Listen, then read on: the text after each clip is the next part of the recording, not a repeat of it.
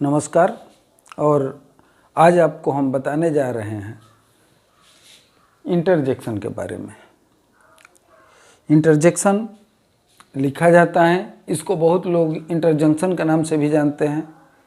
उच्चारण करने का तरीका होता है, लेकिन हिंदी में अक्सर आप लोग पढ़े होंगे विस्मयादिबोधक, विस्मयादिबोधक अव्यय।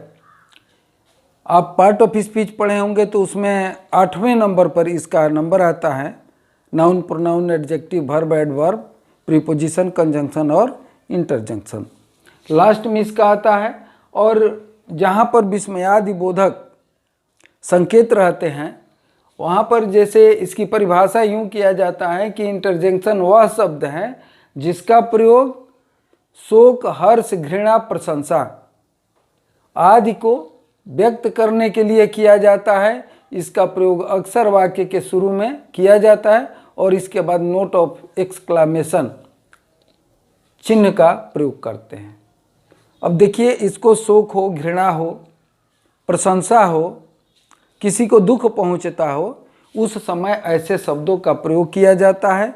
और इस शब्दों का प्रयोग वाक्य के पहले ही किया जाता है।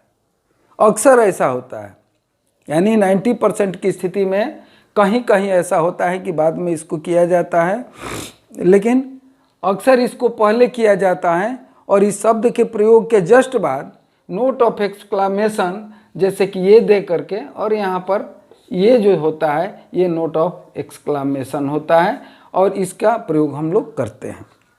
अब हम लोग देखते हैं कि इसको अंग्रेजी में अगर कहना होगा तो कैसे हम कहेंगे। An interjection is a word which express some sudden feeling और इमोशन, यानी फीलिंग्स यानी हमारी क्या सोच है, कैसा हम सोचते हैं, और इमोशन यानी हमारी भावना कैसी हैं।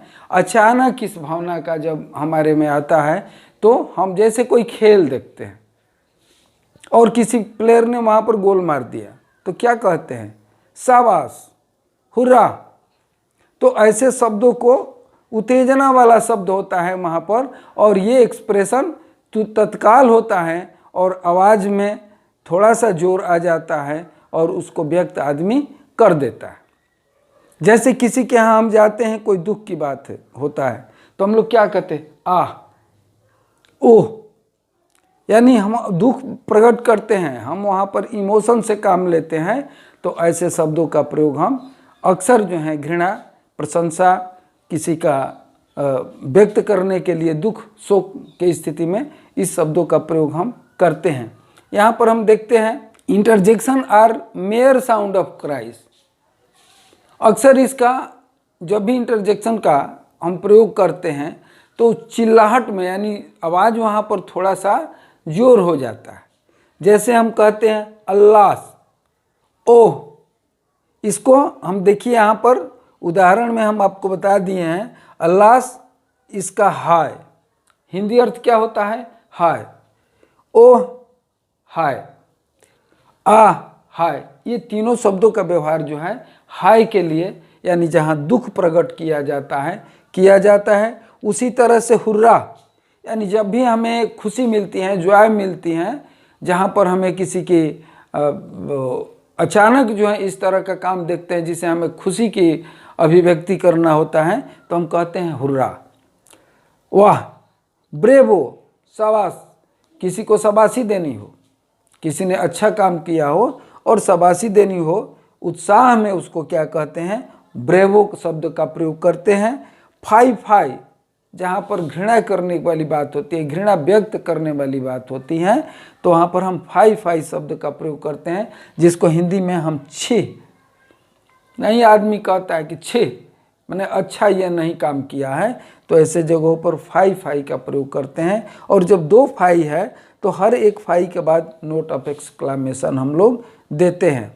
उसी के बाद उसी की तरह से जब हम किसी का ध्यान आकृष्ट करना होता है तो हम लोग, जैसे कोई आगे जा रहा है, पीछे से आपको ध्यान आकृष्ट करना है तो क्या कहते हैं, हेलो।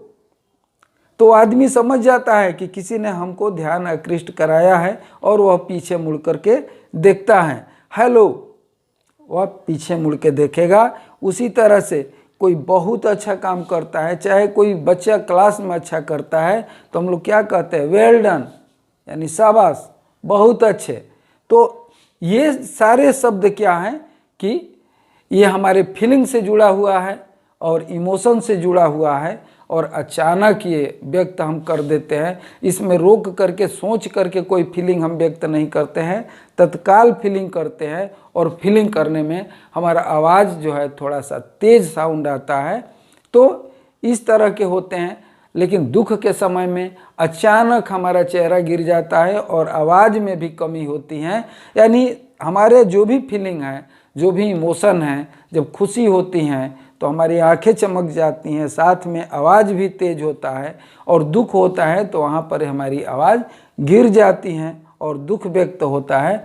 ऐसे शब्द को, जो कुछ शब्द जो इसके लिए स्पेशल शब्दों का व्यवहार होता है, तो उसको पहले सेंटेंस के पहले प्रयोग में आता है, और नोट ऑफ एक्सक्लामेशन ये संकेत देता है कि यहाँ पर एक्सक्लामेशन है, यानी विस्मयादि बोधक ये अव्यय हैं।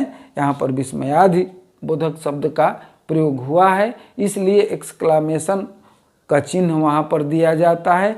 अब हम आपको कुछ उदाहरण से इसको हम समझाते हैं। अभी आपने नोट ऑफ एक्सक्लामेशन के बारे में जान गए होंगे, कहाँ कहाँ पर उस चिन्ह को दिया जाता है।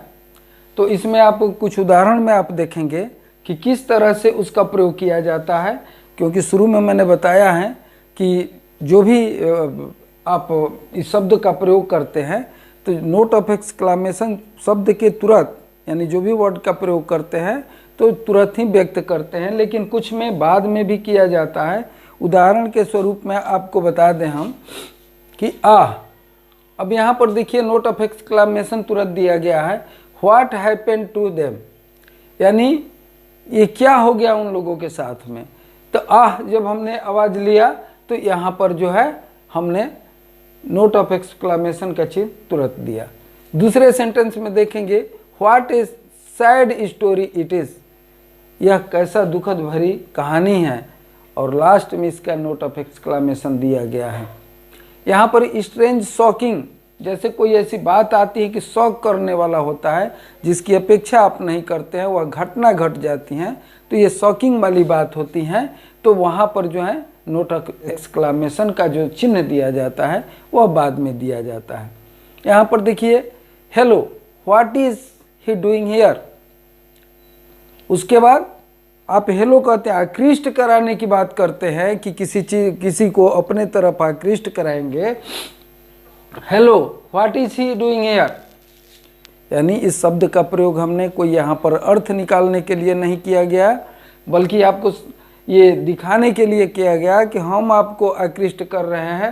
What is he doing here, वह क्या यहाँ पर क्या कर रहा है। अब देखिए दूसरे एक सेंटेंस में देखिए, अल्लास हिज मदर इज डैड, बड़ी अफसोस की बात है।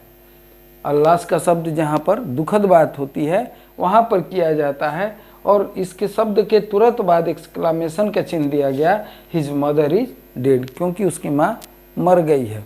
Alas his mother is dead, उसकी माँ मर चुकी है। Hurrah we have won the match, हम लोग जब किसी चीज़ को अचानक हमारी खुशी जब व्यक्त करना होता है तो हुर्रा शब्द का प्रयोग हम लोग करते हैं, और उसके तुरंत नोट ऑफ एक्सक्लामेशन का चिन्ह दिया जाता है। We have won the match, हम लोग मैच जीत चुके हैं, यहाँ पर खुशी की बात है, इसलिए हुर्रा शब्द का प्रयोग हुआ। हाउ वंडरफुल, कितना आश्चर्यजनक बात है, और ये आवाज़ भी अचानक हमारे मुंह से निकल पड़ता है, हाउ वंडरफुल, और यहाँ पर नोट ऑफ एक्सक्लामेशन बाद में दिया जाएगा। और एक उदाहरण हम देखते हैं कि what a beautiful seen it is, कितना सुंदर दृश्य है यह, कितना सुंदर दृश्य है यह। अब देखिए इसके अंत में जो है नोट ऑफ एक्सक्लामेशन का चिन्ह दिया गया। अब ये जो भी है इंटरजेक्शन में आपको यहीं पढ़ना होता है, विस्मयादि बोधक क्यों कहा जाता है, और ऐसे हिंदी में भी उस शब्द का विस्मय एक शब्द होता है, जिसको कि इस तरह के शब्दों में अचानक घटित होने वाली घटना को और हमारी भावना से जुड़ी होती है, इसलिए इस चीज़ को हिंदी में भी विस्मयादि बोधक कहते हैं। और यहाँ पर नोट ऑफ एक्सक्लामेशन का बहुत महत्व है। किसी भी सेंटेंस में कहीं भी आप नोट ऑफ एक्सक्लामेशन नहीं दे सकते हैं। जहाँ पर अपनी भावना से बात होती है, आपके फीलिंग से बात होती हैं और ऐसे शब्दों का प्रयोग करते हैं जिससे कि आपके फीलिंग्स की अभिव्यक्ति हो, तो उसके तुरंत बाद हम नोट ऑफ एक्सक्लामेशन के चिन्ह का प्रयोग करते हैं। इस तरह से हम तमाम उदाहरणों से ये समझ चुके होंगे कि नहीं नोट ऑफ एक्सक्लामेशन कहाँ लगाया जाता है और विस्मयादिबोधक वाक्य कैसे होते हैं, इसके शब्दों को कहाँ कहाँ हम प्रयोग करते हैं, किस तरह से हमारी फीलिंग की अभिव्यक्ति होती हैं, किस तरह से हमारी भावनाएं व्यक्त की जाती हैं। और हम तमाम इन चीज़ों को जान करके इंटरजेक्शन को बात को हम अब यहीं पे समाप्त करते हैं।